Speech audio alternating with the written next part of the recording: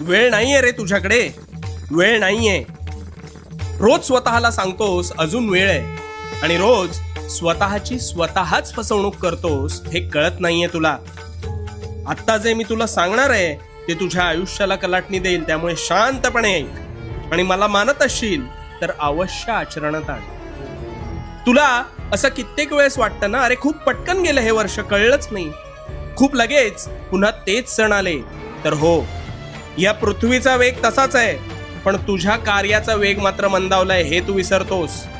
ही धरणी त्याच वेगाने घिरट्या घालतीये, पण तू मात्र तुझ्या सुप्त मनाच्या आरामशाही जाळ्यात अडकून पडलायस.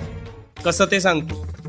तू ठरवतोस उद्यापासून अमुक एक गोष्ट चांगली करू, पण तो उद्या काही तुझ्या आयुष्यात उजाडत नाही, आणि जरी उजाडला तरी परवा तुझा तोच संकल्प संपुष्टात आलेला असतो. आतापर्यंत हेच होत आले.